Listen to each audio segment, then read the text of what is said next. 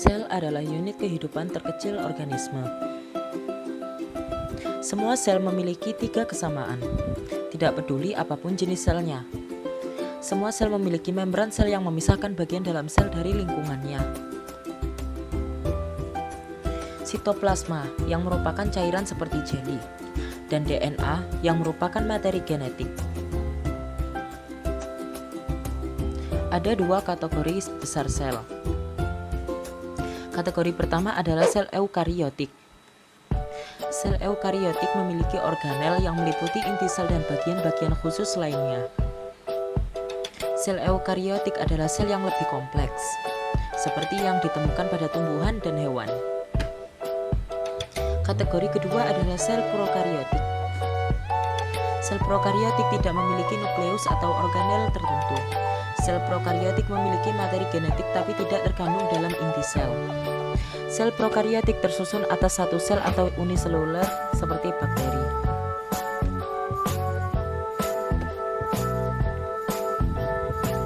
Jadi, apa itu organel? Organel berarti organ kecil. Organel adalah bagian khusus dari sel yang memiliki fungsi yang unik untuk dilakukan. Mari kita mulai dengan inti sel, pusat kontrol sel.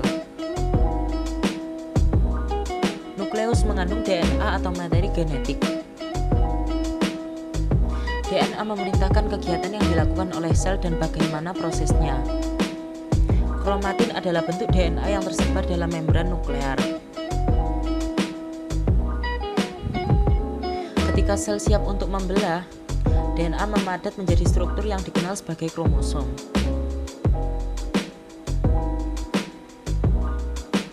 Nukleus juga mengandung sebuah nukleolus, yang merupakan struktur di mana ribosom dibuat.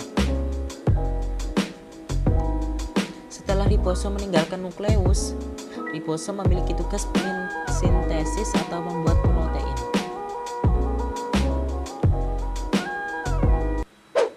Di luar nukleus, ribosom dan organel lainnya melayang di sitoplasma yang merupakan substansi seperti jeli. Ribosom dapat dijumpai secara bebas di sitoplasma atau melekat pada retikulum endoplasma. Ada 2 jenis retikulum endoplasma. Retikulum endoplasma kasar memiliki ribosom yang melekat padanya, dan retikulum endoplasma halus tidak memiliki ribosom yang melekat padanya. Retikulum endoplasma adalah membran berbentuk jala yang berfungsi untuk mengangkut bahan seperti protein yang disintesis ribosom. Protein dan bahan lainnya muncul dari retikulum endoplasma di vesikula kecil,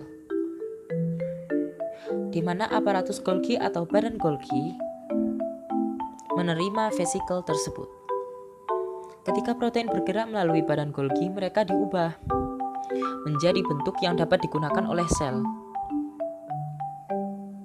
Badan Golgi melakukannya dengan cara melipat protein menjadi bentuk yang dapat digunakan, atau menambahkan bahan lainnya, seperti lipid atau karbohidrat.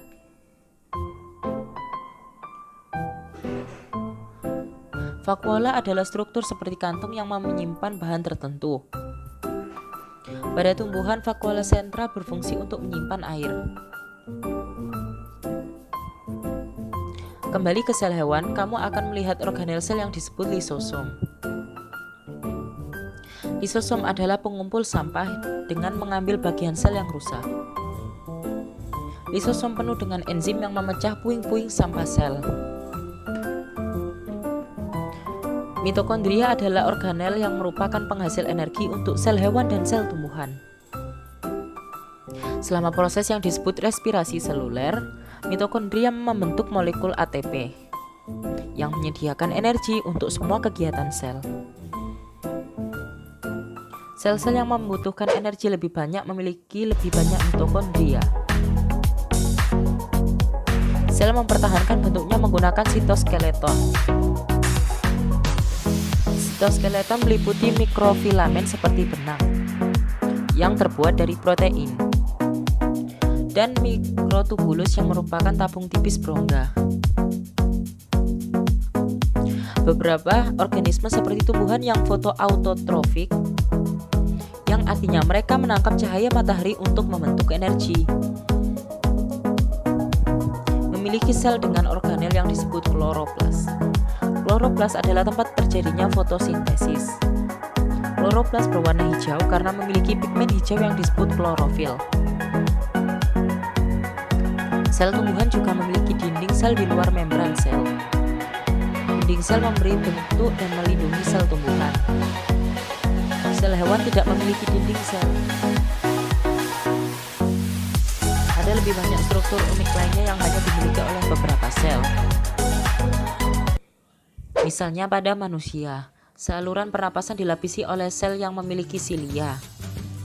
Silia adalah rambut mikroskopis yang dapat bergerak seperti gelombang.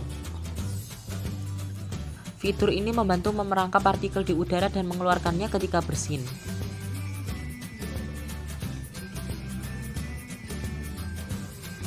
Fitur lain yang unik dari beberapa sel adalah flagella.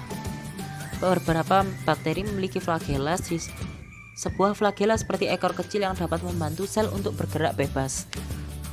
Satu-satunya sel manusia yang memiliki flagella adalah sel sperma. Rangkumannya ingat sel eukariotik. Sel tumbuhan dan hewan dengan nukleus dan organel membran tertutup. Sementara sel prokariotik adalah organisme uniseluler tanpa membran inti sel. Semua sel memiliki membran sel, sitoplasma, dan materi genetik. Dan meskipun hanya sel tumbuhan yang memiliki kloroplas, baik sel hewan dan sel tumbuhan memiliki mitokondria.